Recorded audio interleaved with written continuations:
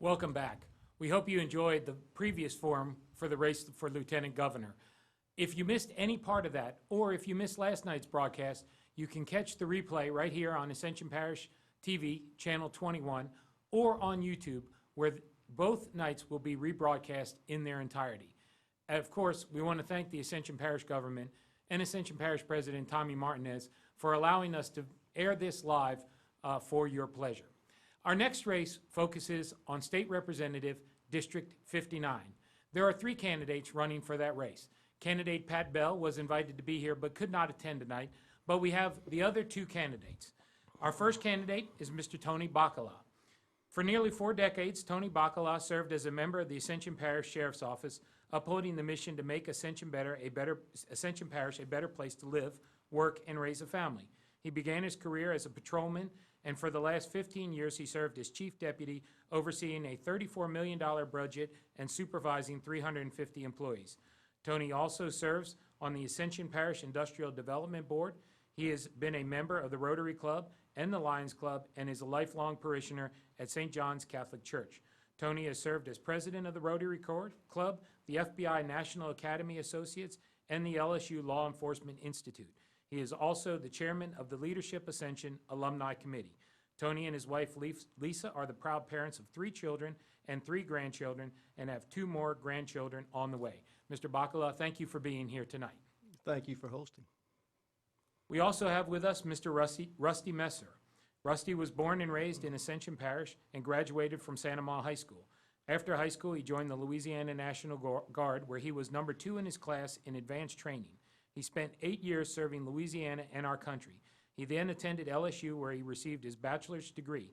Upon graduation, he opened a local office equipment business with his brother.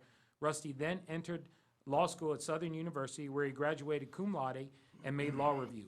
He currently serves in the House of Delegates for the Louisiana State Bar Association, where he represents the parishes of Ascension, and St. James. He and his wife, Lynn Grace, have 3 children, and they attend The Grove on Highway 42, a campus of Estruma Baptist Church. Mr. Messer, thank you for being here tonight. Matt, thank you for having me. Gentlemen, the rules of the forum are as follows. Each of you will be asked a series of questions, and you will rotate who gets to answer the questions first, as predetermined by the pre-show draw. After about 30 minutes, we'll move to closing statements, where each of you will have 90 seconds to give a closing statement. Are you both ready to proceed? I am. I am. Excellent. Well, both of you are somewhat newcomers to the political arena, never having run for office before. So, Mr. Bacala, what are the biggest concerns which you see that face your Ascension Parish constituents today? Well, obviously in District 59, the biggest concern are roads. They're inadequate. And keep in mind that Ascension Parish for the last 20 years has been the fastest growing parish in the state of Louisiana. When you combine that with the fact that we've been one of the fastest growing industrial regions in the state, it's been a calamity. Our roads have not been improved significantly in 20 or 30 years. And everybody who gets on our highways to drop their children off at school or try to drive to work, we feel the crunch of that. So the highway problem is the #1 problem facing the residents of District 59 today. Thank you. Mr. Messer? The roads are definitely a problem. I believe probably the biggest problem facing all of Louisiana, including District 59, is the budget. For years, the past administration, the governor patched our budget with one-time funds, and we can't continue to do that. We saw that in the robbing of the Transportation Trust Fund in order to go to other special interests. I believe that we need to protect the Transportation Trust Fund. I think the roads and the infrastructure are a problem that we can fix. I think there's a fixable solution. There was legislation in the last session that I think would have advanced it considerably, which didn't get through. So I believe it starts by fixing our budget. And once we fix the problems with our budget, then we can address roads and education and healthcare and those other issues that burden us all. Well, Mr. Messer, you mentioned the state budget, and of course the state is facing and has faced a significant budget crisis because the incoming tax revenues do not meet the state spending needs. Every business owner knows, every family member knows, head of household knows that in order to survive, you can't be upside down when it comes to spending. What is your message to business owners about how to correct the state's budget crisis? Do you support raising taxes, cutting spending, or another plan? Well, Matt, you made the statement that our revenue is not sufficient, but that's not actually the case. We give away half of our revenue in the form of tax credits. Now, some tax credits are worthwhile. Some tax credits we invest in businesses, and those businesses give Louisiana back more than we give to them. But I think we need to go through and we need to analyze all of those tax credits, and we need to see which ones still make financial sense. Some of these credits were put in, several years ago when industry was different, when cost of production in certain industries were more expensive. Maybe those credits don't make sense anymore. I think we need to go through our budget. I think we need to analyze our spending priorities as a whole. Really, I think to truly address our budget, it's going to take a constitutional convention. The citizens are going to have to say what is protected now that should not be protected. We've all heard that the only two areas that the state can cut are higher education and healthcare, and that should not be the way to run the state, where higher education is the go-to cut for balancing the budget. Mr. Bacala, in handling the state budget crisis, what is your opinion regarding tax increases, spending cuts, or another plan? Let me tell you, I have experience in this. In 2004, the sheriff's office had a significant downturn in our revenue. It came about when the fertilizer industry was going under. We just sat down at the table. We said, look, let's look at what our essential functions are and what the non-essential functions are.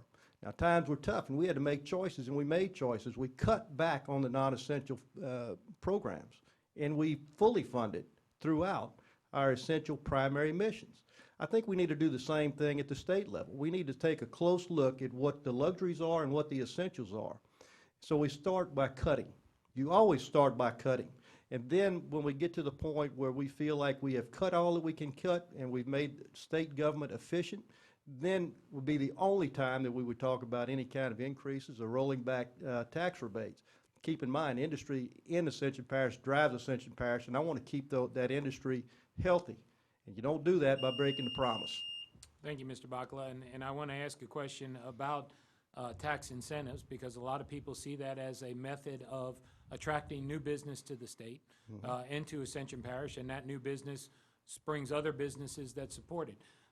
What tax incentives are out there that you would targeting cut? If you were going to target cutting tax incentives, which industries would you target on that?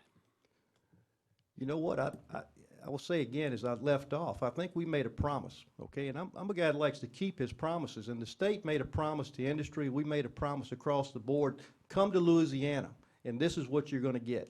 Now, I hate people that break promises, and I hate the idea that government's going to break their promise. We brought them here under a certain pretense. You want to keep our word. The last thing we should do is start crippling industry. Industry is a driving force of Ascension Parish. Think about this.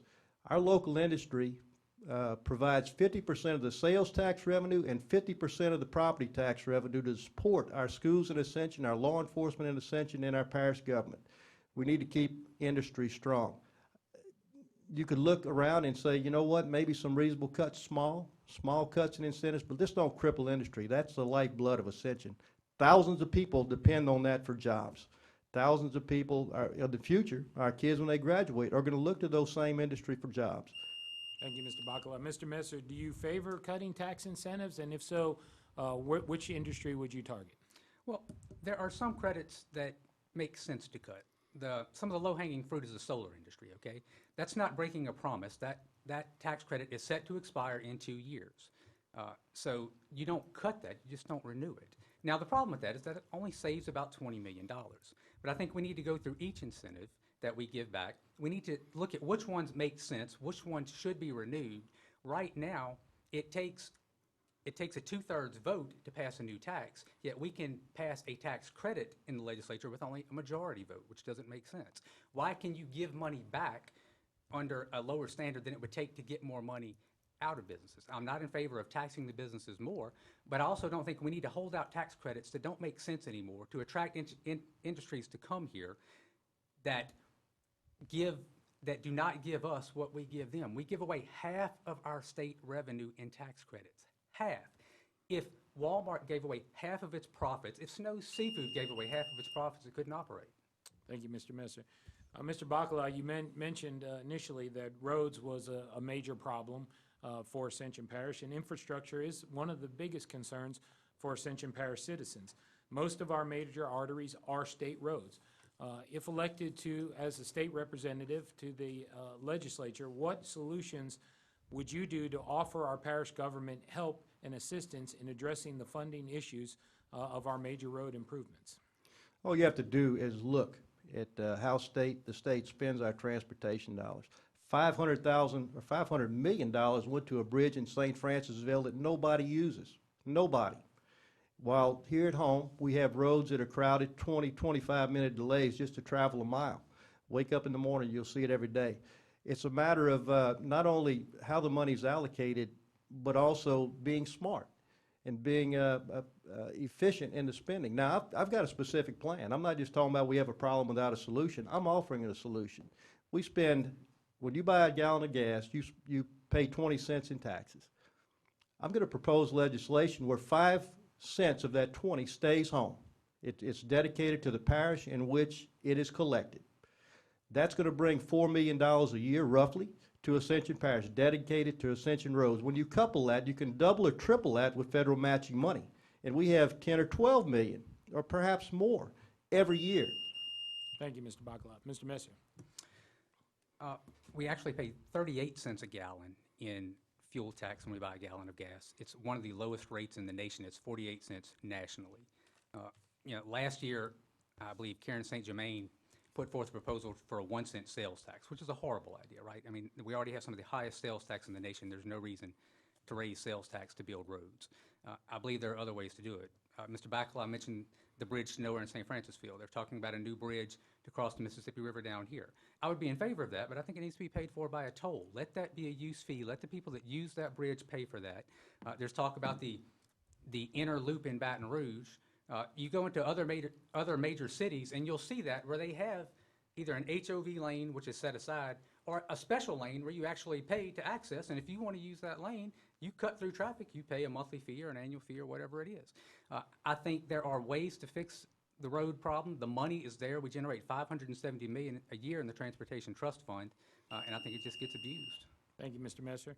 We're going to switch gears a little bit here and talk a little bit about education. As you know, Ascension Parish ranks highest among the state in terms of its public education system, and everyone seems to agree that education is a top priority in our state. Mr. Messer, what will you do to protect funding for the K through 12 education as we navigate through the state budget crisis? I think education is crucial to the success of our state, both at the K through 12 level and at the higher education level. I think in order to protect it, that is one of the areas of the budget where people could cut, but I don't think that we should. I think we have to go back and look at the other areas of the budget, those areas that are off limits, and see why are those areas off limits? Why have we only left ourselves with healthcare and education that we can cut to balance the budget? We do have great schools in Ascension. We're blessed with that. I think in order to preserve that, we can't take money away from them. I think that comes by addressing the state budget problem as a whole so that we don't have to take away from education to balance our budget. We look at where money gets wasted in other areas. We look at this money that we give away in the forms of incentives that don't make sense anymore. And I think if we do that, we don't need to go looking to take the scalpel to education. I think we can leave education alone. Thank you, Mr. Messer. Mr. Bacala? Well, first of all, we talk about education. Let's just be clear that Ascension Parish has a wonderful education system. We could compete with anybody in the nation with the students we produce here, but generally in Louisiana, we're at rock bottom. We're 48th, 49th. The last thing we need to do is start cutting funding for a failing system, and it's failing. It's statewide, not in Ascension, but statewide. I think we need, absolutely one of the most essential functions of state government is educating our kids, and we need to make sure that we fully fund education before everything else. That is number one priority, fully fund our education system, not only our K through 12, but also colleges and trade schools. And we need to make sure that our kids get the top-rate education. You don't do that by cutting back. And just a point of correction. I said 20 cents. Mr. Rusty said it was 38. Actually, it's 20 cents state tax. That's the only thing we have control over. The 18 cents in federal tax, I can't touch that. Thank you, Mr. Bacala. When we're talking about education, of course, the TOP Scholarship Program is a state-funded scholarship to keep our best and brightest here in Louisiana and make sure they go to our state institutions. However, there has been some abuse with students either not keeping up with the requirements of TOPS or getting to college and then failing out after a semester or a year. Mr. Messer, do you support the TOPS program in its current format, or are there any changes that you would make to TOPS to ensure that the TOPS recipients live up to their end of the bargain? No, I think there are definitely some changes that need to be made to it. There needs to be an obligation attached to it that shouldn't be open for someone to go and try out college for a year, not perform, and do that basically at our expense. I mean, that we paid for that year of them partying or, you know, whatever they didn't do. I think TOPS is there to reward the students who are willing to put in the work. That's why there's a GPA requirement to get it, and I think it should continue to reward the students to put in the work. But if someone goes there, they abuse their TOPS money, I think there needs to be a way for us to claim some of that money back, whether it's through an agreement that they sign, whether it's through maybe taking state income tax refunds. There needs to be a method for that. Also, I would favor changing TOPS so that when you graduate from a state university on our TOPS dollars, you've made a commitment to stay in Louisiana for 2 years, because there's no sense in us training our kids at our expense to move to Colorado or to move to Texas. Now, obviously, there has to be an exception if someone can't get a job, but I think the TOPS money and the TOPS students need to stay here. Thank you, Mr. Messer. Mr. Bacala? Well, first of all, TOPS is a wonderful program. It allows children from every walk of life, every financial background to get a college education, and we need to keep it intact. I fully support TOPS in its present form. I do realize that there are those out there that say if we don't do something, TOPS could break the state's budget. So yes, at some point in time, we may have to rethink the TOPS funding, but right now we're fine, and I don't want to make changes now to a system that's working. And listen, if we eventually do have to make a change, and only if we have to, then we'll start maybe changing it so that a kid who flunks out of college after his first semester has to pay it back. As far as, you know, requiring that a child stay home to get a job, I'd like to do that. I don't know if it's practical. I mean, you know, some professions just don't exist in Louisiana that children go after, don't exist in mass. So that'd be a little more difficult, but I can see that if we absolutely have to do it, then maybe we could recoup some of our costs. Thank you, Mr. Bacala. Switching gears here a little bit, if subsidized flood insurance premiums are taken away, Louisiana homeowners will be negatively affected, not only exposing their homes, but the resale housing market will also be affected. How can you assist to protect Louisiana homeowners' interests as this issue is presently considered on a national level? Which one of us? Oh, you, Mr. Bacala, I'm sorry. Well, you know, again, the federal government is considering eliminating some of the subsidies for flood insurance, and that could cost a Louisiana homeowner a lot of money, seeing their flood insurance premiums go up. I know that right now that, you know, it's being considered. If that happens, you know, if it happens, then should the state of Louisiana step in to fill that void and perhaps to offer some subsidy? You know, I don't want to see anybody's insurance rates go up. I think we really need to take a close look at it. We need to decide if it's affordable. I don't even know what the cost is, and nobody has yet, I've seen, put a dollar figure on that subsidy. But if we can, absolutely, we'll try to help those flood victims out. But if it's a matter of flood insurance versus higher education, flood insurance versus K through 12, it's going to be a tough call. Thank you, Mr. Bacala. Mr. Messer? I think one way to address that is through smart development. In Ascension Parish, we've been very fortunate to have a booming housing market. People come here because of our quality of life. They come here because of our schools. However, one thing that has happened is as these neighborhoods have popped up, there hasn't been the thought of the impact of these neighborhoods. One example, if you take Highway 73, Old Jefferson, going up towards the Manchac Bridge, there's a little road called Brown Road. Brown Road's a pretty quiet, sleepy road. At the end of Brown Road, they're about to build an enormous neighborhood. The developer was required to do a study to make sure that Brown Road could handle the traffic. So the parish, our dollars went in and repaved Brown Road. At no point did they have to do a study to see what would be the impact of the cars taking a left or right out of Brown Road onto Old Jefferson. I think you have the same type of issue with development, if they're going to go in and they're going to develop neighborhoods, they need to develop in mind with what is going to be the potential flood impact. Because one thing that you see very often is a house that historically doesn't flood, after 5 neighborhoods pop up around it, it starts flooding. Thank you, Mr. Messer. Our final question of the evening goes to you first, Mr. Messer. The mission of the Ascension Chamber of Commerce is to facilitate and foster the economic growth for our members. What can you do to help the Chamber advance that mission? I think we foster and develop economic growth in Louisiana by strengthening the higher education system, both at the university and the college level. I think we need to make sure that the community colleges and our universities are training the workforce that we need. In Louisiana right now, there are 14 state universities where you can go and get a degree in philosophy. There are 13 community colleges where you can go and become an electrician. And I think we need more electricians than we do philosophers, nothing against philosophy.